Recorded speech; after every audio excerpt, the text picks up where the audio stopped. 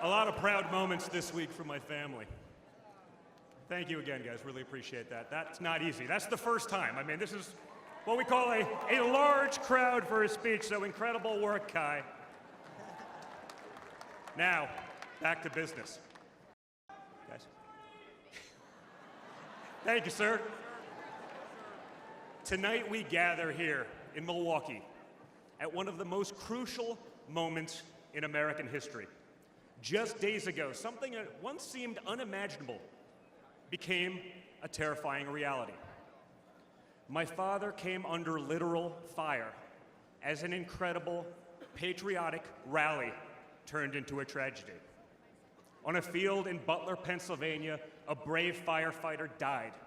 Others were injured, and as those bullets rained down, we came millimeters away from one of the darkest moments in our nation's history. But we did lose an American hero that day. We wish that he were with us tonight. But his memory will live on forever in the hearts of his family, his community, and the nation that he loved.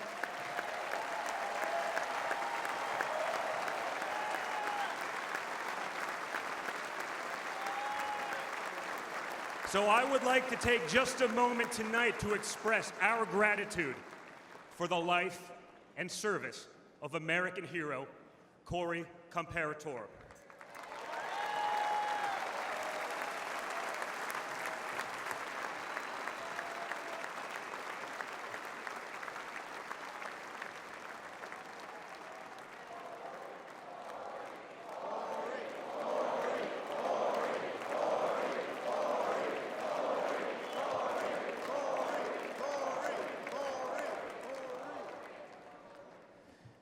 They say you can't truly know how you'll respond in a moment of danger until you're actually confronted with it. So what was my father's instinct as his life was on the line? Not to cower, not to surrender, but to show for all the world to see that the next American president has the heart of a lion.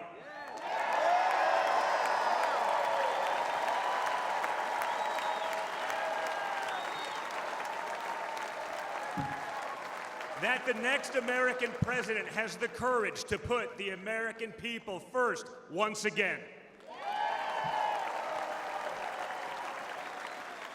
And in that moment, my father didn't just show his character, he showed America's character. When he stood up with blood on his face and the flag at his back, the world saw a spirit that could never be broken.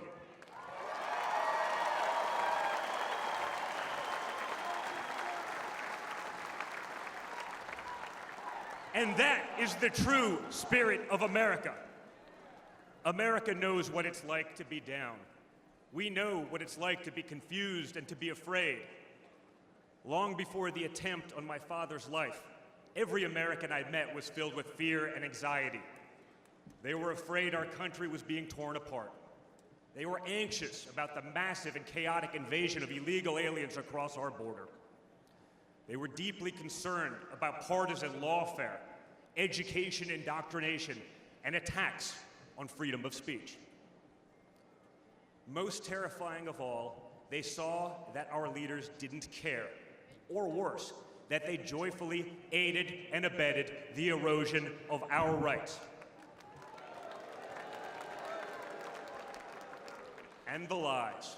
Oh yeah, the lies. We won't ever forget the lies. From left-wing politicians, from their allies in the media, when you hear them in a row, you fully understand the extent they have gone to divide this great nation.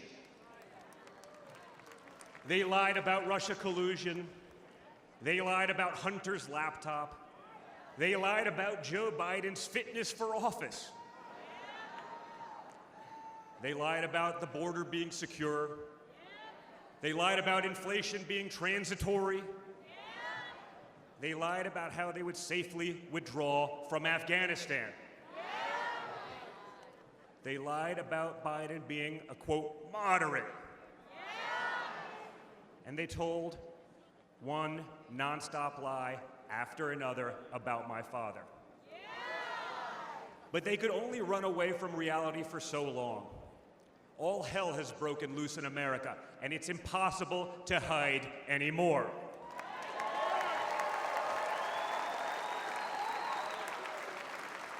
Remember Build Back Better? Instead, we got broke, bumbling Biden.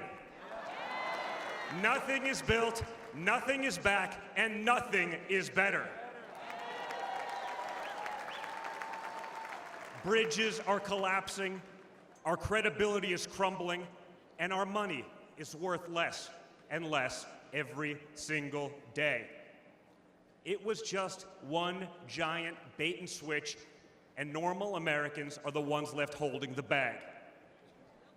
Housing costs, gasoline prices, grocery bills just keep going up. Wave after wave of illegal aliens, deadly drugs keep pouring across our border. Meanwhile, pro-crime district attorneys have turned our cities into giant crime zones. They've turned criminals into victims, prosecutors into criminal defense attorneys, and police into public enemies. Left-wing activists are pretending to be educators, teaching our kids that there are 57 genders, but they can't even define what a woman is. On one hand, they think free speech protects their right to expose your children to explicit drag shows. On the other hand, they want to put you in jail for making a meme. It's like the entire world has been turned upside down. Does any of this sound like a country that's going in the right direction? And honestly, who is actually running the country anyway? It's obviously not Joe Biden. So who are they asking us to elect? Seriously, who's running things? Does anyone really know? Is it Jill? Is it Hunter? Barack Obama? Maybe it's the ghost of Corn Pop.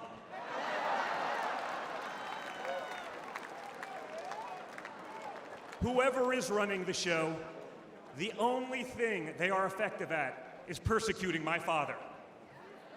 They twisted, contorted, and corrupted the criminal code to turn bookkeeping errors into felonies. They concocted new legal theories out of thin air.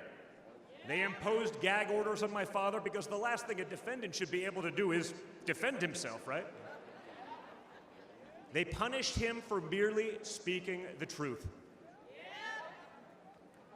They say they hate Vladimir Putin, but it sure seems like they've spent a lot of time copying his playbook.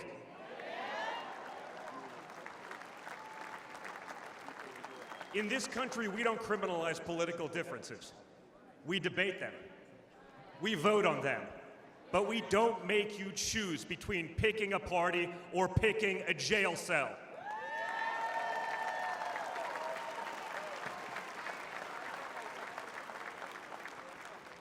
There was a time when the Democrats really wanted what was best for America, even if they had a different way of getting there.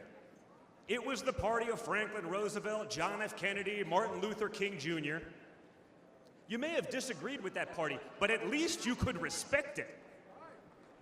But this new extreme Democrat Party, they want us to somehow believe that the only way forward is going backwards, where hiring decisions are based solely on race, where justice is only for those with the right opinions, where streets are a luxury only for the elite, where economic opportunity exists only when you know the right people. Right now, the America we all grew up with, the America that we love, feels like an old photograph, where you sit down with your children and tell them what life used to be like. You look back at that America and remember a country that was confident and proud, an America that knew who it was and what it stood for. And it could all feel like a distant memory. Somewhere along the way we stumbled, Somewhere along the way, we lost ourselves. But we can't live on nostalgia. Yes, America was great, but our greatest days are yet to come.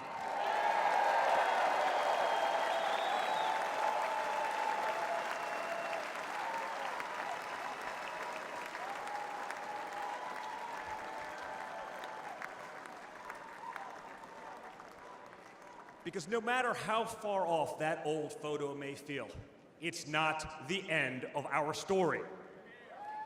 We're like that man who stood on that platform and felt the bullet pierce his flesh just days ago in Pennsylvania. He may have moved to the ground, but he stood back up.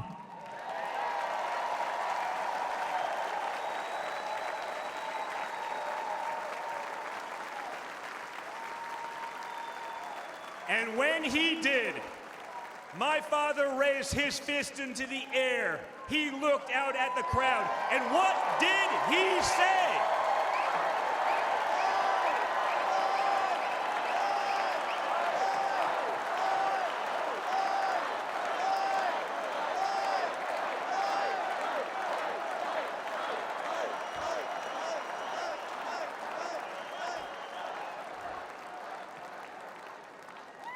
And we will fight. We will fight. We will fight with our voices. We will fight with our ideas. And on November 5th, we will fight with our vote.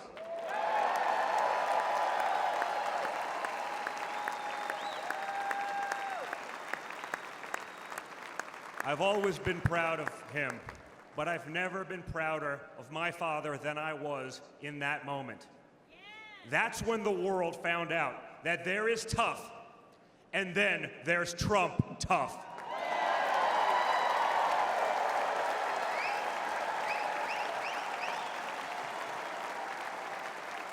And the good news is, America is Trump tough.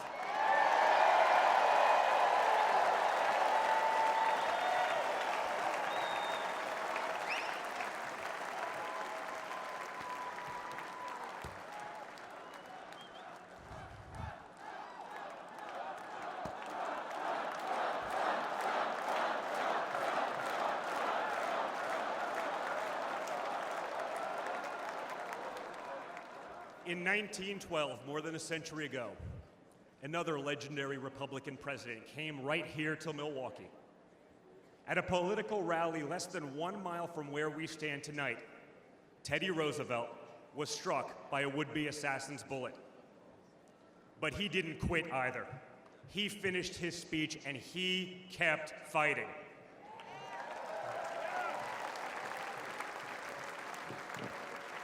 My friends, I don't believe in coincidences, but I do believe in God's plan.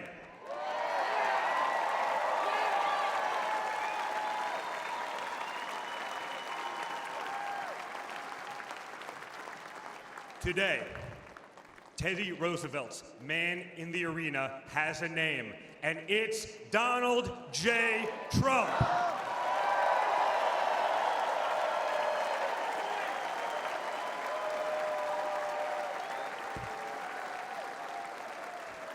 Remember, my father didn't have to run for re-election this year. He doesn't need the money, the fame, the power. Frankly, he doesn't need the witch hunts, the phony investigations, or the political prosecutions either. But he knew he had to run if there was any chance at saving America.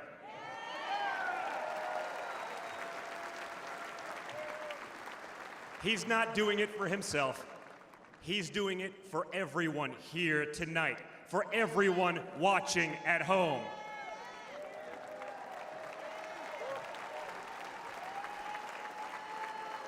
No matter who you are, you can be a part of this movement to make America great again. Look at me and my friend J.D. Vance, a kid from Appalachia and a kid from Trump Tower in Manhattan. We grew up worlds apart, yet now we're both fighting side by side to save the country we love. And by the way, J.D. Vance is going to make one hell of a vice president.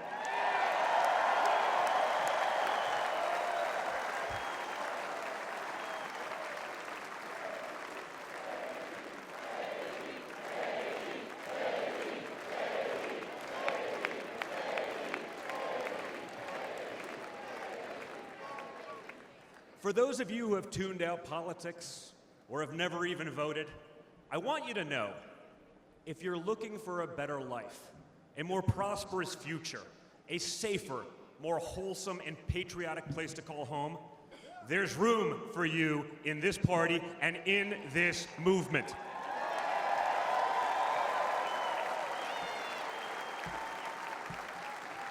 In fact, you're the ones who matter most of all.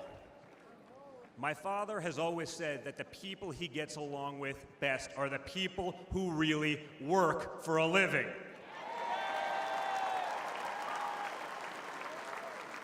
It's because of his background as a builder in construction, right? In construction, it doesn't matter how smart your architect is if you don't have the best guys laying the bricks. People with grit, people who get their hands dirty. That's a big problem with Washington, D.C. Most of the bureaucrats who rule over us have never built anything in their lives. It's time to build something real, something tangible, something that will last and leave this country better off for our children. That's my father's mission.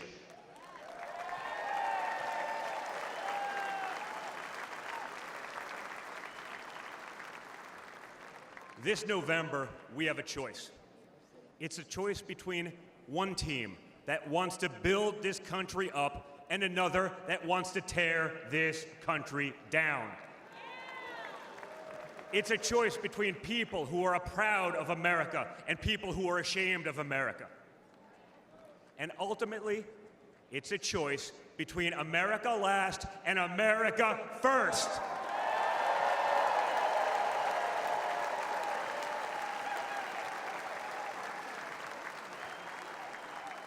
So if you love this country from the bottom of your heart, if you want to bring back common sense, if you want to save the American dream, if you want to stand up and fight for the future of our nation, you must re-elect my father, Donald J. Trump.